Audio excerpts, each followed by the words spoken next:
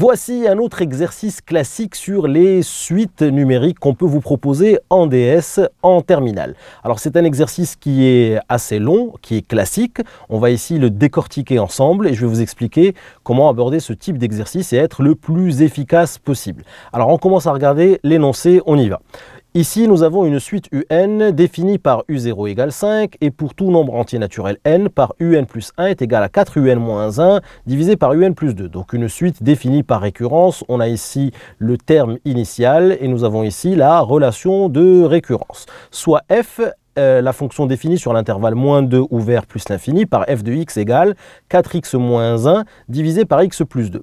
Alors on a pour tout nombre entier naturel n, un plus 1 est égal à f de un. Évidemment, vous voyez ici que un plus 1 dépend de un et cette dépendance-là, si vous voulez, c'est cette fonction-là. On voit donc bien que f de un est égal à un plus 1. Très bien, ce sont des choses avec lesquelles vous êtes plutôt familier. On donne en annexe à rendre avec la copie une partie de la courbe représentative C de la fonction f, ainsi que la droite delta d'équation y égale x. Donc ici en annexe, vous avez ici la courbe représentative en bleu de cette fonction f sur moins 2 plus l'infini, et vous avez ici la droite delta d'équation y égale x. Sur l'axe des abscisses, donc question 1 petit a, sur l'axe des abscisses, placez U0, puis construire U1, U2 et U3 en laissant apparent les traits de construction. Donc c'est des choses avec lesquelles vous êtes très familier. Vous savez représenter les termes d'une suite définie par récurrence quand vous avez la représentation graphique de la fonction f qu'on utilise ici dans la relation de récurrence et la droite delta d'équation y égale x. Donc il va falloir représenter U0, U1, U2 et U3. Très bien. Une fois que vous avez construit ces termes-là sur cette annexe-là, quelle conjecture au pluriel, vous avez vu il y a un S, quelle conjecture peut-on émettre sur le sens de variation et sur la convergence de la suite UN? Là c'est très simple, il suffit d'observer les termes que vous avez placés sur cette courbe-là, d'accord? Vous allez placer les termes U1, U2, U3 et puis vous allez voir le sens de variation et puis vous allez voir la convergence de la suite et vous allez émettre des conjectures. Très bien. Donc les conjectures, ça va être par exemple la suite UN, on observe que les termes sont de plus en plus grands, ça veut dire que la suite est croissante ou alors décroissante, vous allez voir en plaçant les termes. Et la convergence de la suite, donc vous allez voir si la suite, si les termes vont venir s'accumuler autour d'une valeur, auquel cas la suite est convergente, ou si les termes sont en train de s'éloigner vers plus l'infini, vous allez dire la suite est divergente. On va voir tout ceci après. Alors on vous dit après deux petits a, démontré par récurrence. Démontré par récurrence. Donc là on vous dit déjà qu'il va falloir utiliser une démonstration par récurrence. Que pour tout nombre entier naturel n, on a un moins 1 strictement supérieur à 0. Très bien, donc vous allez démontrer cette inégalité en utilisant un raisonnement par récurrence. Mais là, en analysant le sujet, on voit bien que un moins 1 strictement supérieur à 0 est équivalent à dire que un est strictement supérieur à 1. D'accord? Ça veut dire que là, on vous demande de démontrer que cette suite-là est minorée par 1. Parce que un moins 1 strictement supérieur à 0 revient à dire un strictement supérieur à 1. D'accord? Donc vous allez démontrer cette inégalité par récurrence. Alors, petit b. Dans cette question, toute trace de recherche, même incomplète ou d'initiative même non fructueuse, sera prise en compte dans l'évaluation. La fameuse phrase qui fait peur. Je vous ai déjà expliqué que cette phrase-là, c'était juste parce qu'on ne va pas vous donner les étapes intermédiaires en fait. C'est à vous de construire un raisonnement pour arriver à répondre à la question qui est validée par une démonstration, les conjectures émises à la question 1b. Donc les conjectures que vous allez émettre à la question 1b, il va falloir les démontrer dans la question 2 petit b et on ne vous donne pas les étapes. C'est pour ça qu'on vous dit dans cette question, toute trace de recherche même incomplète ou d'initiative même non fructueuse sera prise en compte dans l'évaluation. N'ayez pas peur, il va falloir prendre votre courage à deux mains et faire une petite recherche au brouillon pour voir comment on va s'en sortir pour démontrer ces deux conjectures-là. Donc voilà, c'était la question 1 et la question 2. Maintenant, la question 3. Dans cette question, on se propose d'étudier la suite UN par une autre méthode, en déterminant une expression de un en fonction de n. Je vous rappelle que la suite un dans l'énoncé est définie par récurrence. Ici, dans la question petit 3, on vous propose en fait de la rendre explicite. Donc on comprend d'ores et déjà que cette question 3 peut être traitée indépendamment de la question 1 et 2. D'accord? Donc ça, c'est très important dans l'analyse du sujet. Vous devez lire le sujet et l'analyser pour comprendre quelles sont les questions qui sont indépendantes et quelles sont les questions que vous pouvez traiter facilement. Alors, on vous dit, pour tout nombre entier naturel n, on pose Vn est égal à 1 sur un-1, la fameuse suite auxiliaire Vn qui dépend de un. On vous dit démontrer que la suite Vn est une suite arithmétique de raison entière. Facile, il va donc falloir montrer que la suite Vn est une suite arithmétique, on connaît la méthode, il va falloir montrer que Vn plus 1 est égal à Vn plus une constante R. Donc là, c'est plutôt une question simple, d'accord? Pour tout entier naturel n, exprimez Vn puis Un en fonction de n. Ben, c'est très simple. Vn est une suite arithmétique, donc si elle est arithmétique, vous allez pouvoir exprimer Vn en fonction de n par le terme général d'une suite arithmétique. Vous le savez. Une fois que vous allez exprimer Vn en fonction de n, vous allez pouvoir remplacer ce Vn là par son expression en fonction de n, et puis ensuite vous allez isoler le un pour obtenir l'expression de un en fonction de n. Donc c'est toujours la même stratégie quand on vous donne une suite auxiliaire, c'est parce que cette suite auxiliaire Vn, elle est arithmétique ou géométrique dans les exercices. Ici, elle est arithmétique. Si elle est arithmétique, vous allez pouvoir exprimer Vn en fonction de n. Et ensuite, grâce à cette expression de Vn en fonction de n, vous allez pouvoir exprimer Un en fonction de n. Et ensuite, une fois que vous avez l'expression de Un en fonction de n, on vous dit en déduire la limite de la suite Un. Mais là, ça va être très facile. Vous allez pouvoir utiliser les théorèmes généraux pour déduire la limite de la suite UN. Donc voilà un exercice, un exercice classique. L'analyse de l'énoncé est très importante. Il faut savoir prendre 2 ou 3 minutes pour bien lire l'énoncé, pour bien comprendre où sont les difficultés et pour éventuellement, en cas de panique, parce que vous voyez que la montre tourne et que vous n'arrivez pas à terminer l'exercice, vous allez abandonner les questions compliquées et vous allez vous concentrer sur les questions faciles que vous avez déjà repérées lors de la lecture et de l'analyse de l'énoncé. Donc là, la question 3, j'ai envie de dire, elle peut être traitée indépendamment des premières questions. Cela ne veut pas dire que les questions 1 et 2 sont très compliquées, mais cela veut juste dire que la question 3 peut être traitée de manière très simple et très rapide pour optimiser son temps et être très efficace pendant le DS. Allez, on se retrouve au tableau, on va décortiquer tout ceci ensemble. À tout de suite.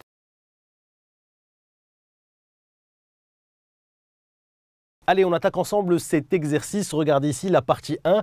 Nous avons ici une suite UN définie par récurrence. U0 égale 5 et UN plus 1 est égal à 4 UN moins 1 divisé par UN plus 2. Donc évidemment, ici, le terme de rang n plus 1, UN plus 1, dépend du terme précédent, U indice n. Alors ici, on nous donne une fonction f de x égale 4x moins 1 divisé par x plus 2 sur moins 2 plus l'infini. Et ici, on ne vous dit pas à quoi sert cette fonction, mais vous avez maintenant de l'expérience et vous savez bien que cette fonction-là, en fait, c'est un plus 1 est égal à f de un. Donc ça, on va l'écrire ici, si vous voulez. On sait que un plus 1 est égal à f de un, c'est-à-dire que le terme de rang n plus 1 dépend du terme précédent un par cette fonction f. On voit bien ici 4x moins 1, là on voit 4un moins 1 divisé par x plus 2, là on voit un plus 2. Donc là, avec de l'expérience, évidemment, on voit que cette fonction-là, c'est la fonction qu'on utilise dans la relation de récurrence ici, c'est un plus 1 dépend de un par cette fonction-là.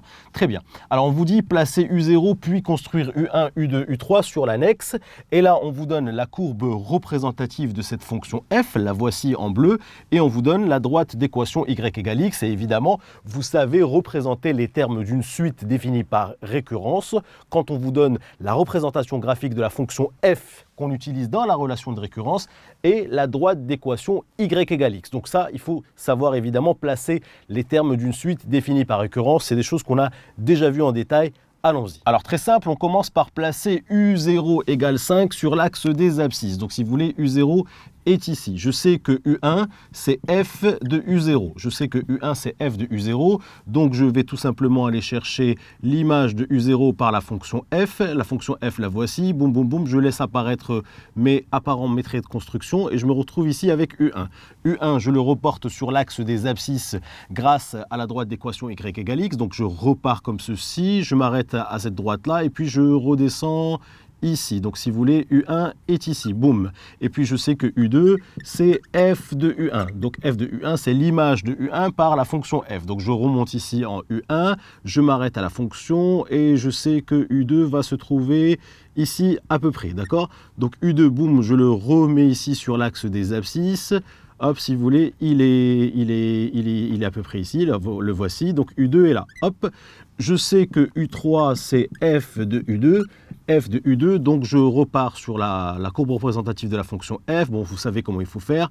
Boum, boum, boum, U2, je m'arrête là, donc U3 se trouve là, et je reporte U3 sur l'axe des abscisses comme ceci, U3 est comme ceci. Donc voilà, bon, même si ce n'est pas très précis, mais en tout cas, si vous laissez apparent les traits de construction, on comprendra bien que vous savez représenter les termes d'une suite définie par récurrence. Ce sont des choses qu'on a déjà vues. Vous êtes largement entraîné pour faire ce genre de choses. Donc là, voilà, on a ici U0, U1, U2 et U3, et on vous dit quelle conjecture au pluriel peut-on émettre sur le sens de variation et sur la convergence de la suite UN. Voilà, c'est très simple. Je vois ici que les premiers termes sont de plus en plus petits, donc je peux conjecturer que ma suite UN est décroissante, je le vois ici.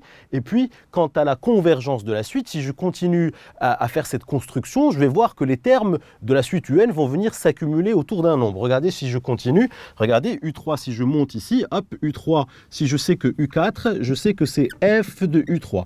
Donc ici, U4, ça va être F de U3, va venir ici U4, puis ensuite, je vais venir le reporter sur l'axe des abscisses. U4 va se trouver là, et je sens bien qu'en fait, les termes vont venir s'accumuler ici autour de cette valeur qui est 1.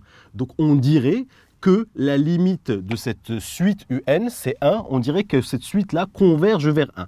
Alors, ça ne m'engage à rien, c'est une conjecture. Donc ici, on va vous évaluer sur le fait de, bien sûr, savoir construire U0, U1, U2, U3, U4, qui sont les termes de la suite UN définis par récurrence. Donc ça, c'est une compétence que vous devez avoir. Vous devez savoir placer les premiers termes d'une suite définie par récurrence avec la courbe représentative de cette fonction f qu'on utilise ici dans la relation de récurrence et la droite d'équation y égale x. Ça, c'est des choses que vous savez faire. Une fois que vous allez représenter ces termes-là, on vous demande d'émettre des conjectures.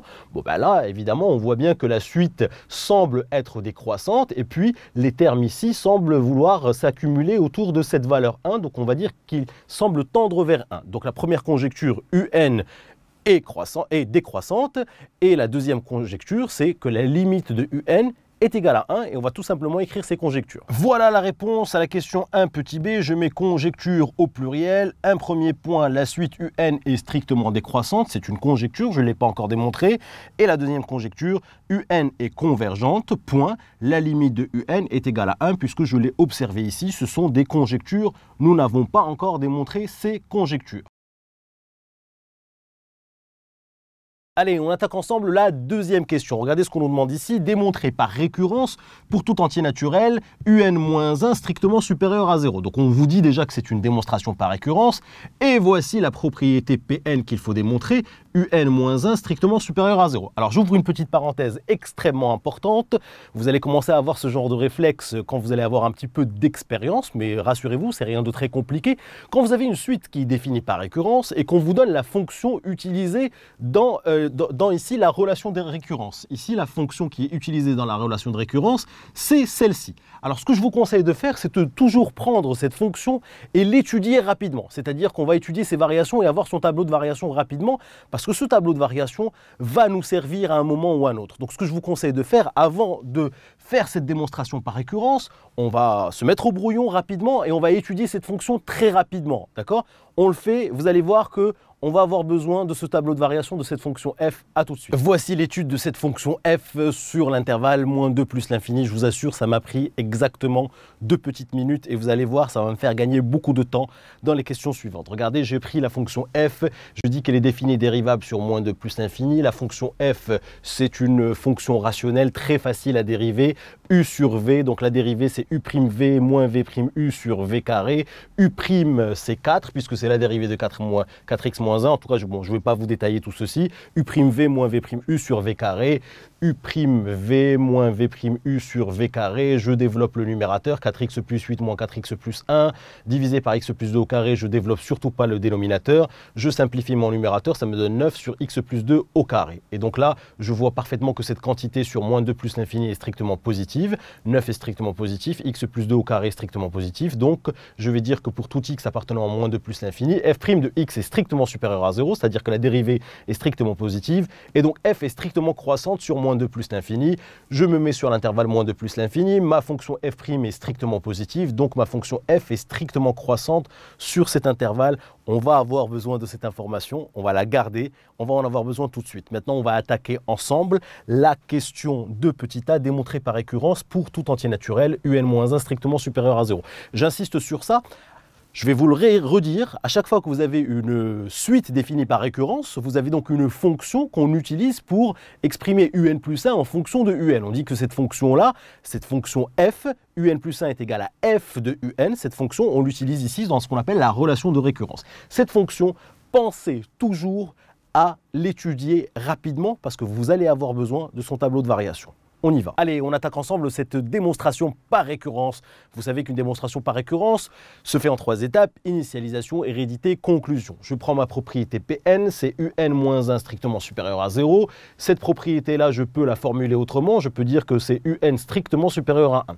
Je vais initialiser cette propriété. Je vais donc vérifier que P0 est vrai, c'est-à-dire je vais vérifier que U0 est strictement supérieur à 1. U0, je sais que c'est égal à 5, on me le donne dans l'énoncé. Je sais que 5 est strictement supérieur à 1, donc P0 est vrai. L'hérédité, attention à la rédaction du raisonnement par récurrence, on met ce qu'on appelle ici l'annonce de la stratégie, je vous ai déjà appris à le faire pendant les entraînements. Donc on suppose que Pn est vrai à un certain rang n, c'est-à-dire que un est strictement supérieur à 1, et cette supposition on l'appelle l'hypothèse de récurrence HR, et on veut montrer que Pn, cette même propriété, est vraie au rang suivant n plus 1, c'est-à-dire que un plus 1 est strictement supérieur à 1. Donc voici mon hypothèse de récurrence, et voici mon objectif. Et c'est là que ma fonction f va être utilisée. C'est pour ça que je vous ai dit, étudiez toujours votre fonction f, vous allez en avoir besoin. Regardez comment ça marche. J'ai ici, je pars de mon hypothèse de récurrence, je dis, or, on a, d'après l'hypothèse de récurrence, je sais que un est strictement supérieur à 1. Eh bien, c'est très simple. Je sais que un est strictement supérieur à 1, ça veut dire, je sais en plus que f est strictement croissante sur moins 2 plus l'infini. Rappelez-vous, cette fonction-là, j'ai étudié ses variations et je sais que f est strictement croissante sur moins 2 plus l'infini. Ça veut dire que sur cet intervalle-là, si je prends deux nombres, si je prends un nombre a et un nombre b, d'accord, si a est inférieur à b, eh ben je sais que f de a va rester inférieur à f de b parce que ma fonction f est strictement croissante. Donc je sais que un est strictement supérieur à 1 parce que c'est mon hypothèse de récurrence. Je fais appel à ma fonction, je dis f est strictement croissante sur l'intervalle moins 2 plus l'infini. Donc je peux très bien dire que si un est strictement supérieur à 1, eh ben je peux dire que f de un va être supérieur à f de 1. Pourquoi ? Parce que ma fonction f est strictement croissante sur un intervalle moins 2 plus l'infini, et je sais que je suis supérieur à 1, ça veut dire que je sais que je suis supérieur à 1, ça veut dire que si je prends deux nombres a et b, a strictement inférieur à b et que le tout est supérieur à 1, je sais que je suis sur un intervalle où ma fonction est strictement croissante. Donc je peux dire, je sais que j'ai supposé que un est strictement supérieur à 1, or je sais que ma fonction f est strictement croissante sur moins 2 plus l'infini, donc je peux dire que f de un va rester strictement supérieur à f de 1. Et f de un, eh ben je sais que f de un, rappelez-vous, f de un, c'est un plus 1. Donc je peux dire que un plus 1 est supérieur à f de 1. Et f de 1, si vous le calculez, ça donne 4 fois 1 moins 1 sur 1 plus 2. 4 fois 1, 4 moins 1 donne 3. 1 plus 2 me donne 3. Donc 3 divisé par 3 me donne 1. Donc j'arrive à montrer que un plus 1 est strictement supérieur à 1. Et c'était exactement l'objectif auquel je voulais arriver. Donc je peux dire que si la propriété P est vraie à un certain rang n, alors elle est vraie au rang n plus 1. Donc ici, mon hérédité a bien été démontrée. Voilà à quoi sert cette fonction f, elle est primordiale, même si on ne vous demande pas d'étudier les variations de cette fonction f, pensez toujours à le faire au brouillon parce que ça va certainement vous servir en fait. Ici, c'est le fait d'avoir montré que f est strictement croissante sur moins 2 plus l'infini.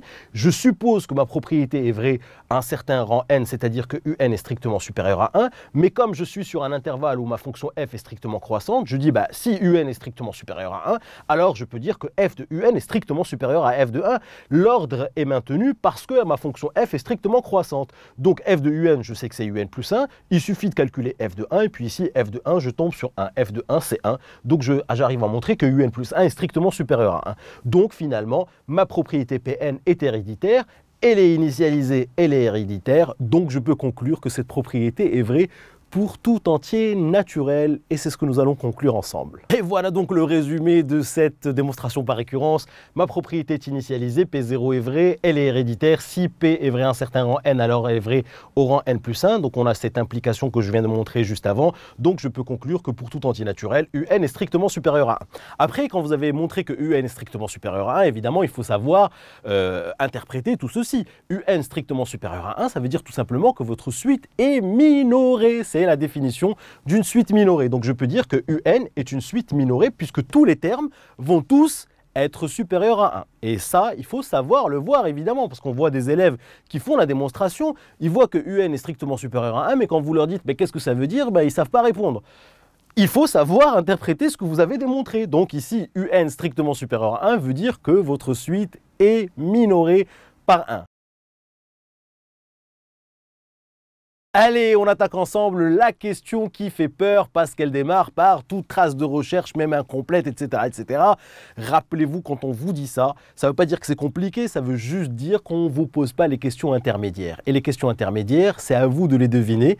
Et quand vous êtes bien entraîné, on va les deviner ensemble. C'est très simple. Regardez, on vous dit démontrer les conjectures émises à la question 1b. Alors, quelles sont ces conjectures? Rappelez-vous, il y avait deux conjectures. La première conjecture, c'est que la suite semblait être strictement décroissante. Donc on va essayer de démontrer que cette suite est strictement décroissante. Et la deuxième conjecture, c'est qu'on a vu que, que la suite était convergente et que la limite de UN était égale à 1.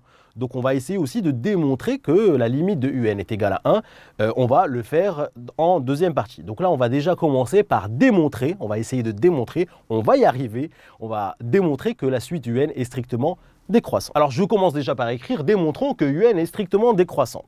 Et après je me pose la question de me dire quelles sont les méthodes que j'ai apprises en cours et qui me permettent de démontrer qu'une suite est strictement décroissante. Alors la première méthode qu'on a appris, c'est calculer UN plus 1 moins UN et essayer de déterminer le signe de UN plus 1 moins UN.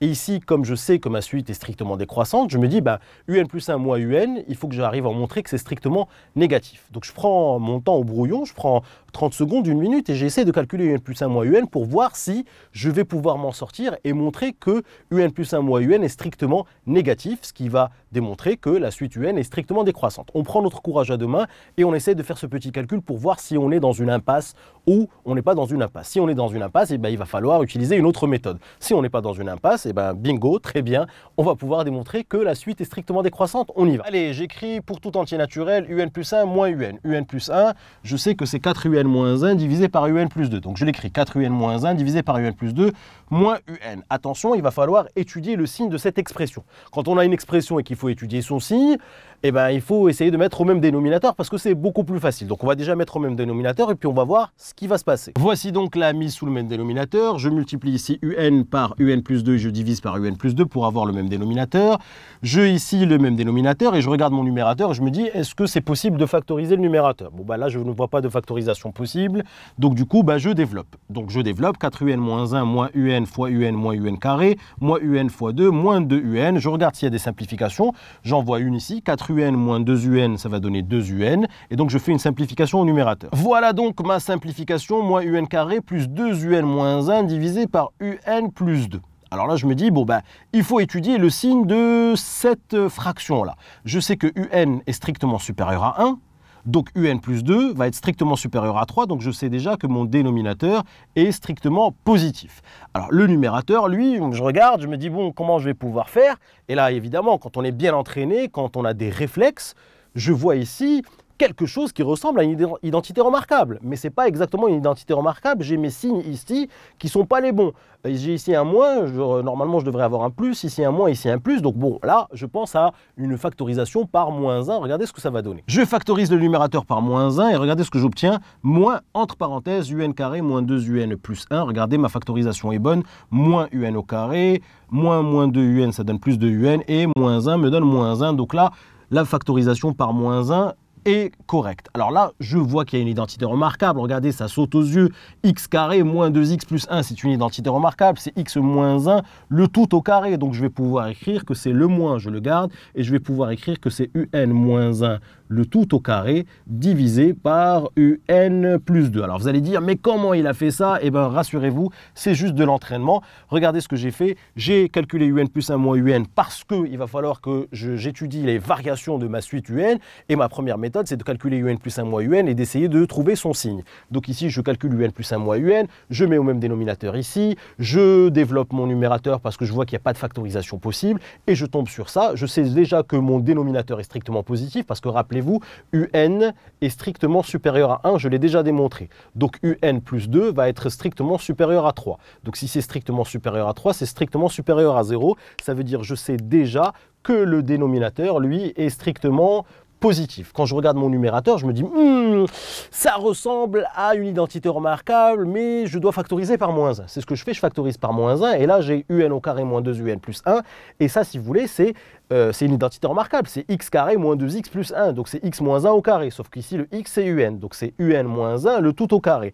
Le dénominateur, regardez, il est toujours strictement positif, je l'ai montré tout à l'heure, et là j'ai un un moins 1, un est strictement supérieur à 1, donc un moins 1, donc un moins 1 est strictement supérieur à 0, ça veut dire que cette quantité est strictement supérieure à 0, vous la mettez au carré, et bien elle est encore strictement supérieure à 0, mais ici on a un moins, donc c'est strictement négatif. Donc ici, si vous voulez, mon numérateur, je viens de montrer qu'il était strictement négatif. Numérateur strictement négatif divisé par un dénominateur strictement positif, ça veut dire que ceci est strictement négatif, ça veut dire que un plus 1 moins un est strictement négatif, et ça veut donc dire que ma suite un est strictement décroissante, je viens de le montrer. Voilà pour cette démonstration, on va juste rédiger la conclusion de cette démonstration. Et voilà donc la rédaction, un plus 1 moins un, j'ai montré que c'est moins un moins 1 au carré divisé par un plus 2. Je dis que pour tout entier naturel, un est strictement supérieur à 1, je l'ai déjà démontré à la question de petit a.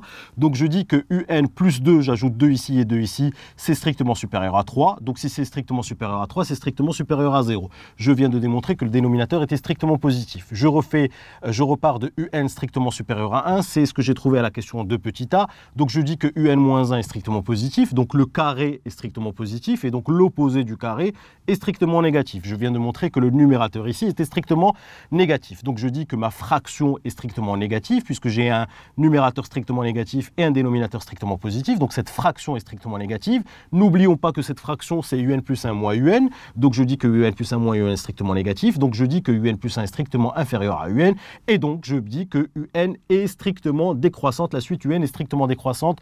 Voilà donc la démonstration de notre première conjecture. Ma suite un est strictement décroissante.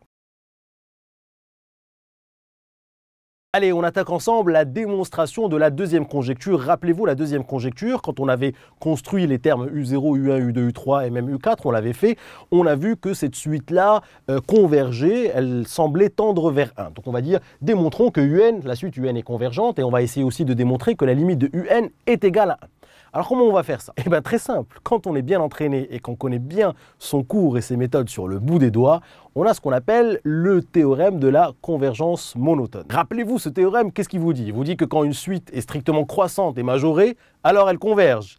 Et évidemment, quand elle est strictement décroissante et minorée, elle converge. C'est un théorème que vous avez qui est très simple et que vous pouvez utiliser ici. Pourquoi? Parce que on vient de démontrer que la suite UN était strictement décroissante, on vient de le montrer juste à la démonstration d'avant, on a montré que la suite UN était strictement décroissante. Et rappelez-vous, on a aussi montré que UN était minoré par 1, avec la démonstration par récurrence à la question 2a. On a démontré par récurrence que UN-1 était strictement supérieur à 0, et donc UN strictement supérieur à 1, ça veut dire que ma suite UN est minorée par 1. Suite minorée strictement décroissante, boum, théorème, rien à faire. Elle est donc convergente par théorème. Et voilà donc la rédaction. Je dis que UN est strictement décroissante. Je précise que c'était la démonstration précédente. Je dis que UN est minorée. Je rappelle que pour tout entier naturel n, UN est strictement supérieur à 1. Je l'ai démontré à la question de petit a. Et je dis donc par théorème, UN est donc convergente, puisque la suite est strictement décroissante et minorée. Théorème de la convergence monotone, par théorème, UN est convergente. Donc je peux dire que limite de UN est égale à L, c'est-à-dire que la limite de UN est un nombre fini. Attention, je vous rappelle que ce théorème, quand il vous dit que la suite est strictement décroissante et minorée, ici elle est minorée par 1, cela ne veut pas forcément dire que la limite de UN égale 1, en tout cas le théorème de la convergence monotone, rappelez-vous, ne vous permet pas de conclure quant à la limite. Il vous permet juste de conclure que votre suite UN est convergente, mais elle n'est pas nécessairement convergente vers 1. Il va falloir le démontrer. Allez, quelle est cette limite? Comment on va faire pour trouver la limite de cette suite UN? On sait que UN est convergente, puisqu'elle est strictement décroissante et minorée, ça on l'a déjà vu. Maintenant, quelle est la limite L de cette suite? Alors, ce que je vais faire ici, c'est que je vais vous faire une petite rédaction et je vais aussi vous donner une astuce pour aller plus vite en DS, parce que vous n'êtes pas obligé de faire cette rédaction. Je sais que UN plus 1, c'est F de UN, je le sais. UN plus 1, c'est F de UN par cette fonction-là. Donc, je peux dire que limite de ça est égale à la limite de ça. Donc, limite de UN plus 1, c'est la limite de f de un. Je sais que limite de f de un, c'est f de limite de un. Alors ce passage, il est un petit peu délicat. En fait, c'est parce que f est continu sur moins 2 plus l'infini. Mais ça, vous n'êtes pas obligé de savoir. Vous pouvez juste l'écrire dans un premier temps. Vous pouvez écrire que limite de f de un, c'est f de limite de un. Vous comprendrez plus tard pourquoi. Et donc, du coup, je peux dire, or, limite de un plus 1, c'est limite de un. C'est-à-dire que la limite de un plus 1, c'est aussi la limite de un. Donc, je peux remplacer limite de un plus 1 par limite de un. Et j'obtiens donc limite de un est égale à f de limite de un. Je sais que la limite de un, je l'ai appelée L, puisque je sais que la suite est convergente. Donc, je peux remplacer limite de un par L. J'obtiens donc L est égal à f de L. Et f de L, c'est 4L moins 1 divisé par L plus 2. Donc, en fait, votre limite L vérifie, si vous voulez, cette égalité-là. Alors, si vous ne voulez pas faire toutes ces démonstrations, parce que certains profs n'exigent pas cette démonstration, vous pouvez tout simplement dire que la limite L vérifie L égale f de L. Donc, au lieu de faire toute cette démonstration, on peut tout simplement, alors je vais la barrer si vous voulez, mais ce n'est pas la peine, ça je vous l'ai expliqué, mais vous pouvez très bien dire, alors quand je dis je barre, ça ne veut pas dire que c'est faux, ça veut juste dire que vous pouvez vous contenter de dire, vous pouvez très bien vous contenter de dire limite de un égale L, et L vérifie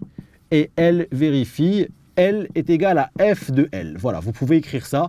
Vous pouvez même demander à votre professeur si ça passe au niveau rédaction, puisque cette démonstration, en fait, fait appel à certaines choses que vous n'avez pas encore vues normalement en début d'année. Donc là, je vous les ai expliquées, mais si vous voulez, vous pouvez juste écrire que L vérifie L est égal à f de L. Donc, ça veut dire que votre limite L vérifie cette équation-là que nous allons résoudre très rapidement pour trouver quelle est la valeur de L. Alors, voilà la version light, si vous voulez, de la rédaction. Je peux tout simplement dire, comme je vous l'ai expliqué tout à l'heure, que L vérifie, L est égal à 4L moins 1 divisé par L plus 2. Voilà une équation très facile à résoudre. Je fais mon produit en croix. L facteur de L plus 2 est égal à 4L moins 1. Je n'oublie pas de dire que L doit être différent de moins 2 si je veux que mon équivalence soit juste. Je développe ici L fois L carré plus 2L. Je passe le 4L moins 1 dans le membre de gauche. Donc j'obtiens moins 4L plus 1. J'obtiens L carré moins 2L plus 1 égale 0. Je vois bien que ça, c'est une identité remarquable. Si je ne le vois pas, je peux très bien utiliser delta, calculer delta. Vous allez trouver delta égale 0. Et puis, vous savez que quand delta égale 0, vous avez une seule solution, c'est moins b sur 2a. Et vous allez calculer cette valeur-là. Sinon, moi ici, j'ai vu que c'était une identité remarquable. L carré moins 2L plus 1, c'est L moins 1 au carré égale 0. Donc, L moins 1 est égal à 0. Donc, L égale 1. Et donc, ça veut dire que la limite de UN égale 1. Alors, j'en vois déjà qui vont me dire, mais je sais que ma suite est strictement décroissante et qu'elle est minorée par 1, donc elle tend vers 1. Non, le théorème de la convergence monotone ne vous permet pas de conclure que la limite, c'est ce minorant-là. Vous n'avez pas le droit de le dire. Je sais que ma suite est strictement décroissante, minorée par 1. Cela ne veut pas dire nécessairement qu'elle tend vers 1. Il va falloir faire une démonstration pour montrer que votre suite tend vers 1. Et en fait, vous pouvez juste écrire que la limite, elle, puisque vous savez que votre suite est convergente, puisqu'elle est strictement décroissante et minorée, donc par le théorème de la convergence monotone, votre suite est convergente. Vous pouvez donc dire que limite de UN égale L. Et cette limite L que vous cherchez, que vous n'êtes pas censé connaître, cette limite L, elle vérifie L égale 4L moins 1 divisé par L plus 2, c'est-à-dire que L vérifie L est égal à f de L. Vous avez donc une équation, vous la résolvez, boum, et vous trouvez la solution. Alors évidemment, dans certains exercices, on va peut-être les voir ensemble, vous trouvez deux solutions. Vous trouvez par exemple L égale 1 et puis L égale moins 3. D'accord? Et bien il y en a une que vous allez éliminer d'office parce que imaginons que là on trouve L égale 1 et L égale moins 3. Je sais que tous les termes de ma suite sont tous strictement supérieurs à 1. d'accord? Donc ça veut dire que ça ne peut pas tendre vers une limite qui est égale à moins 3. Donc moi, si j'avais trouvé ici moins 3, j'aurais éliminé, si vous voulez, cette valeur-là parce qu'elle ne veut rien dire. Bon, là, j'ai eu de la chance. Enfin, là, je suis dans un cas où je trouve juste L égale 1. Donc, la limite de UN est égale à 1. Et je viens de montrer que ma suite était convergente et que sa limite était égale à 1. Voilà pour cette première partie, fort intéressante, vous en conviendrez. Allez, on attaque ensemble la partie numéro 2 de cet exercice. Regardez ce qu'on vous demande ici. Vous avez toujours votre suite UN qui est définie par récurrence et on se propose d'étudier la suite UN par une autre méthode en déterminant une expression de UN en fonction de N. Alors, votre suite est définie par récurrence. Ici, UN est une suite définie par récurrence. Ici, ce qu'on vous propose, c'est d'essayer d'exprimer UN en fonction de N, c'est-à-dire la rendre explicite. Et quand on réussira à la rendre explicite par une petite méthode que vous devez sûrement connaître en utilisant une suite auxiliaire, on va en parler tout de suite, quand on va réussir à exprimer UN en fonction de N, la dernière question, c'est en déduire la limite de UN. Donc la limite de UN, là, on va pouvoir la déterminer directement puisqu'on aura l'expression de UN en fonction de N. Comment on va avoir l'expression de UN en fonction de N? Facile, grâce à une suite auxiliaire. On vous introduit ici une suite auxiliaire. Vn, la suite Vn, dépend de la suite Un, qui elle-même est définie par récurrence. Donc Vn, c'est 1 sur Un moins 1.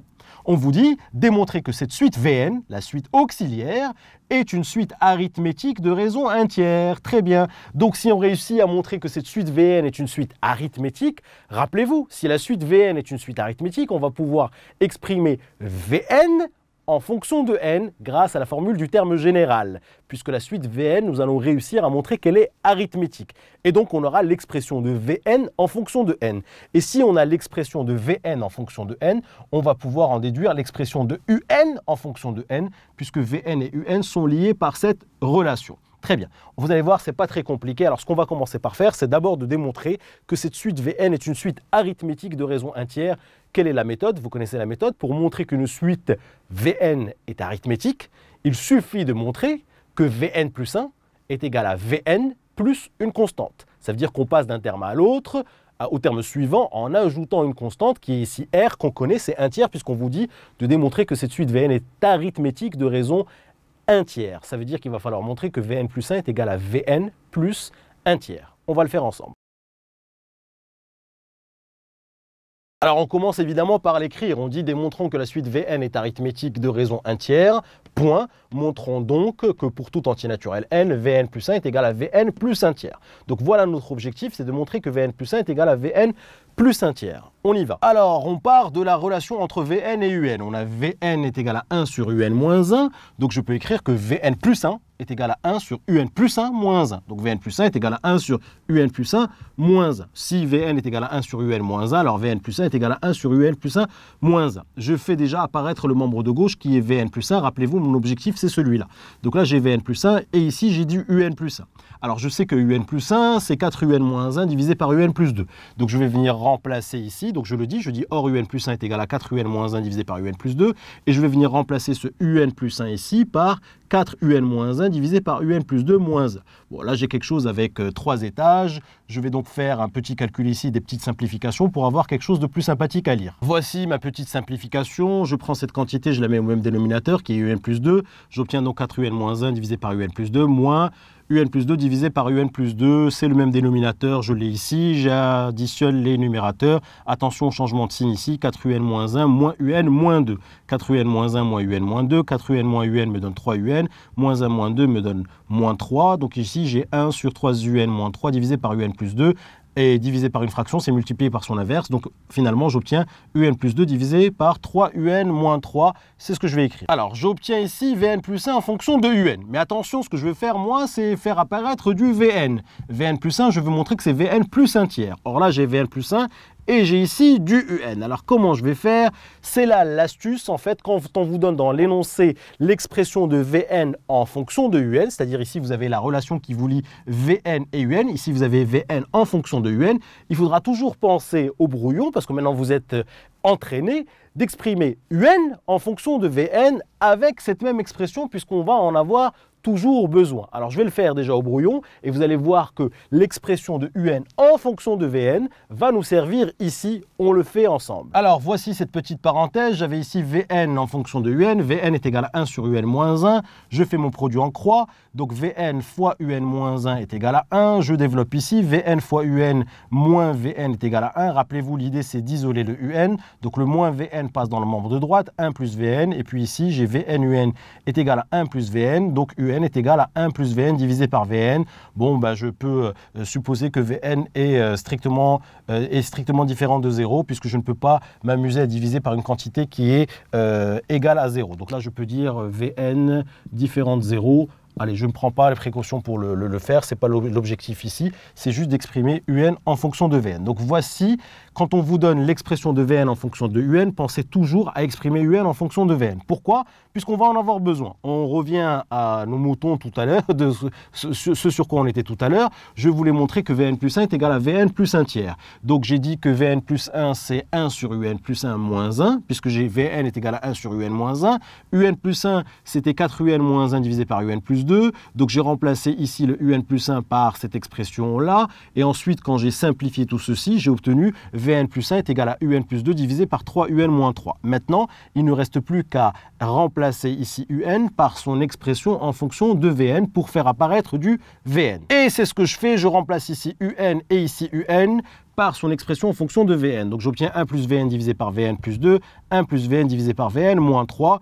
Et je vais triturer tout ça, c'est des petits calculs pour mettre tout ceci au même dénominateur et faire des simplifications. Voici la mise sous le même dénominateur, 1 plus Vn plus 2Vn divisé par Vn. Donc j'obtiens ici un dénominateur commun qui est Vn. J'obtiens donc 1 plus Vn plus 2Vn. Et ici, je mets au même dénominateur 1 plus Vn moins 3Vn sur Vn. Et j'obtiens 1 plus Vn moins 3Vn sur Vn. Ici, il va y avoir une simplification par Vn. Et puis ici, 1 plus Vn plus 2Vn va me donner 1 plus 3Vn. Et ici, 1 plus Vn moins 3Vn va me donner 1 moins 2Vn. Alors on a ici Vn plus 1, vous voyez, qui dépend de Un. Mais moi, mon objectif, c'est d'arriver à Vn plus 1 est égal à Vn plus 1 tiers. Donc là, j'ai du Un, il va falloir faire sauter du Un ici et faire apparaître du Vn. Comment je vais faire ça? Très simple, grâce à la relation entre Vn et Un. Et c'est là le conseil que je vous donne tout le temps, quand vous avez une suite auxiliaire, quand vous avez Vn qui dépend de Un, pensez toujours à exprimer Un en fonction de Vn. Ici, vous avez Vn en fonction de Un, mais pensez à faire pensez à exprimer aussi Un en fonction de Vn parce qu'on va en avoir besoin. Regardez, on va le faire ici, on va exprimer Un en fonction de Vn et vous allez voir qu'on va en avoir besoin dans notre démonstration ici. On reste ensemble, on le fait tout de suite. Regardez ce que je viens de faire. J'ai ici Vn est égal à 1 sur Un moins 1. L'idée, c'est d'exprimer Un en fonction de Vn parce que je vais en avoir besoin. Donc, j'inverse Vn et j'inverse 1 sur Un moins 1. L'inverse de Vn, c'est 1 sur Vn. Et ici, l'inverse de 1 sur Un moins 1, c'est Un moins 1. Évidemment, ce passage ici, je considère que Vn est différent de 0, sinon je ne peux pas trouver son inverse. Donc ici, j'ai 1 sur Vn est égal à Un moins 1. Donc finalement, Un, c'est 1 sur Vn plus 1. C'est ce que j'écris ici. Et donc là, j'ai l'expression de Un en fonction de Vn qui est parfaitement équivalente à cette expression-là, qui est en fait cette relation-là, qui est Vn en fonction de Un. Donc l'idée, c'est que quand vous avez une suite auxiliaire Vn qui dépend de Un, pensez toujours à exprimer Un en fonction de Vn parce que vous allez toujours en avoir besoin. Donc là, j'ai l'expression de Un en fonction de Vn et regardez, ici, je vais venir remplacer ce Un ici par son expression en fonction de Vn parce qu'il va falloir que je fasse apparaître dans le membre de droite du Vn. Et j'espère qu'en simplifiant, je vais faire apparaître Vn plus 1 tiers puisque mon objectif, c'est de montrer que Vn plus 1 est égal à Vn plus 1 tiers. Allez, on y va, on prend notre courage à deux mains et on le fait. Donc, comme je vous l'ai dit, je remplace ici Un, d'accord, par son expression en fonction de Vn. Donc 1 sur Vn plus 1, donc plus 2. Et ici, ce Un, pareil, je le remplace par 1 sur Vn plus 1. Donc ça donne 3, facteur de 1 sur Vn plus 1, moins 3. 1 sur Vn plus 1 plus 2 va me donner 1 sur Vn plus 3. Ici, je développe, ça fait 3 fois 1 sur Vn. 3 fois 1 me donne 3. 3 moins 3 va se simplifier pour me donner 0. Donc finalement, j'obtiens 1 sur Vn plus 3 divisé par 3 fois 1 sur Vn. Allez, j'arrive à cette étape et puis maintenant, je vais donc casser ma fraction puisque j'ai ici A plus B, le tout divisé par C. Donc je vais dire que c'est A divisé par C plus B divisé par C. Vous pouvez ici casser votre fraction. Donc j'obtiens 1 sur Vn divisé par 3 fois 1 sur Vn, et ensuite plus 3 divisé par 3 fois 1 sur Vn. Donc je vois ici qu'il y a une simplification, et ici 1 sur Vn divisé par 1 sur Vn, je vais donc ici obtenir 1 divisé par 3. Et puis ici j'ai 1 divisé par 1 sur Vn, et 1 divisé par 1 sur Vn me donne Vn, et regardez ce que je viens d'obtenir, 1 tiers plus Vn. Donc ici, j'ai Vn plus 1 qui est égal à 1 tiers plus Vn, que je peux évidemment écrire Vn plus 1 tiers, et c'est magnifique, c'était exactement ce à quoi je voulais arriver. Vn plus 1 est égal à Vn plus 1 tiers, ça veut dire que ma suite Vn est bien une suite arithmétique de raisons entières. Réflexe, quand vous démontrez qu'une suite est arithmétique, ici elle est arithmétique de raison entière, il faut tout de suite donner le premier terme. Dès que vous démontrez qu'une suite est arithmétique, je vous l'ai déjà dit, réflexe, vous donnez le premier terme, puisque avec le premier terme et la raison, on va pouvoir avoir le terme général de la suite Vn, c'est-à-dire qu'on va pouvoir exprimer Vn en fonction de n. Donc direct, vous savez que la raison ici c'est 1 tiers, boum, je donne tout de suite le premier terme V0. Et c'est ce que j'écris que Vn est une suite arithmétique de raison R égale 1 tiers, et je donne toujours le premier terme V0, c'est 1 sur U0 moins 1, puisque je vous rappelle que Vn c'est 1 sur Un moins 1. Donc V0 c'est 1 sur U0 moins 1, V0 c'est 1 sur U0 moins 1, U0 c'est 5, donc 1 sur 5 moins 1 me donne 1 quart. J'ai ici le premier terme V0 1 quart, et la raison R est égale à 1 tiers. Le plus dur est passé, vous savez que la suite Vn est une suite arithmétique, vous avez son premier terme, sa raison, donc boum, terme général, vous connaissez la formule du terme général, Vn est égal à Vp plus n moins Pr, Vp c'est, on utilise souvent le premier terme, donc V0 ici, je peux remplacer P par 0, donc V0 plus n moins 0R, qui me donne V0 plus nR, V0 je l'ai, c'est le premier terme de ma suite Vn, c'est 1 quart, la raison c'est 1 tiers, donc c'est 1 quart plus n fois 1 tiers, que je peux écrire Vn est égal à 1 quart plus 1 tiers fois n. Donc voici l'expression de Vn en fonction de n. Maintenant, la suite Vn, on a démontré qu'elle est arithmétique, donc je peux exprimer Vn en fonction de n.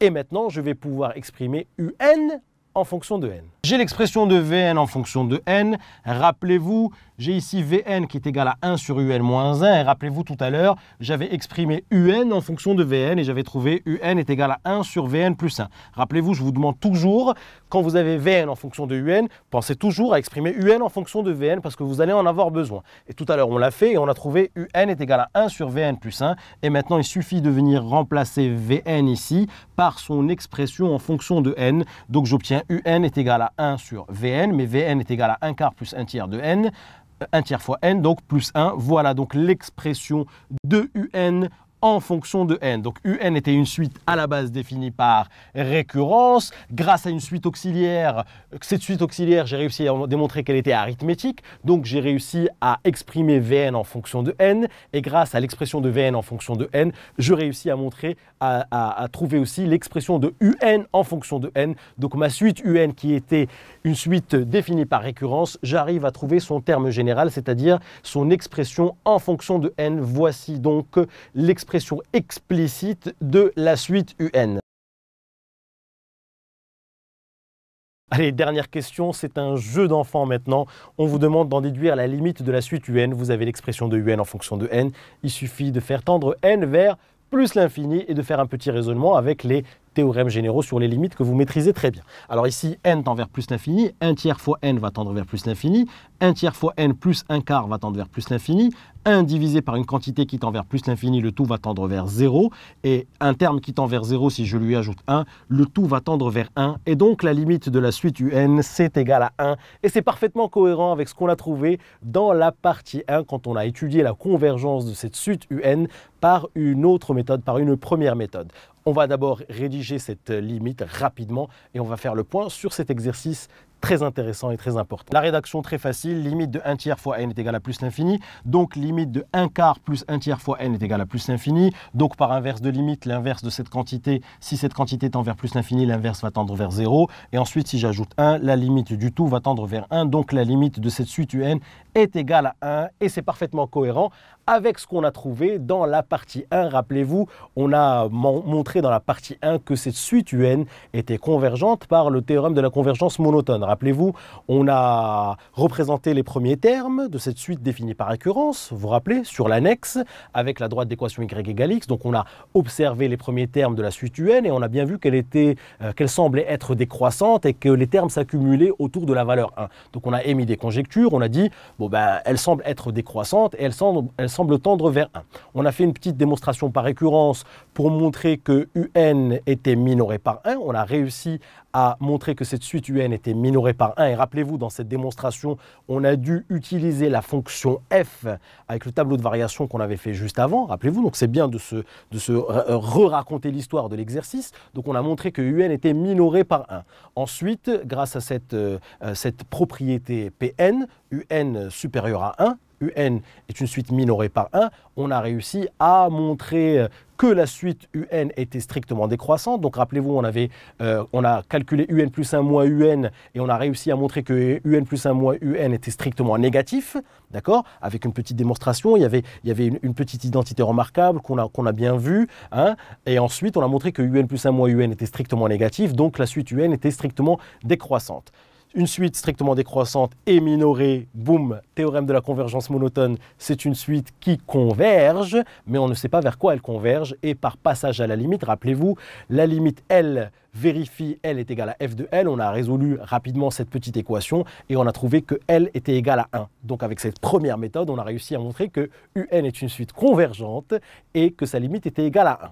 Dans la partie 2, on nous propose une autre méthode, c'est-à-dire on nous propose d'exprimer un en fonction de n, c'est-à-dire trouver une expression explicite de la suite un qui à la base est définie par récurrence. Comment va-t-on faire ça? On nous introduit une suite Vn qui est une suite auxiliaire, Vn dépend de un, et cette suite Vn, on arrive à montrer qu'elle est arithmétique. Et donc si on arrive à montrer qu'elle est arithmétique, c'est-à-dire que Vn plus 1 est égal à Vn plus 1 tiers, parce qu'on nous dit que cette suite Vn est une suite arithmétique de raison 1 tiers, on arrive à le montrer. Le calcul est un petit peu délicat, mais on y est arrivé, d'accord? On réussit à montrer que Vn est une suite arithmétique, donc on a l'expression du terme général de Vn en fonction de n. Donc on a l'expression de Vn en fonction de n. Et ça, c'est parce que la suite Vn est arithmétique. Et grâce à l'expression de Vn en fonction de n, on arrive à exprimer un en fonction de n. Et je vous ai donné un conseil, quelque chose de très important. Dès qu'on vous donne une suite auxiliaire, on vous dit Vn dépend de un, Vn est égal à 1 sur un moins 1, pensez toujours à exprimer un en fonction de Vn. Vous allez toujours avoir besoin de l'expression de un en fonction de Vn. Voilà un exercice. J'ai parlé très vite là, mais je pense que les gens qui comprennent, qui ont bien fait l'exercice et qui ont compris la cohérence de l'exercice, pour eux, c'est pas rapide. Donc voilà, donc là, je voulais vous résumer, si vous voulez, les stratégies de cet exercice classique, d'accord? J'espère que vous avez tout bien compris. N'hésitez pas à revoir les petites parties qui vous paraissent délicates. C'est un exercice classique. C'est sûr et certain que vous allez avoir à traiter ce type d'exercice en DS.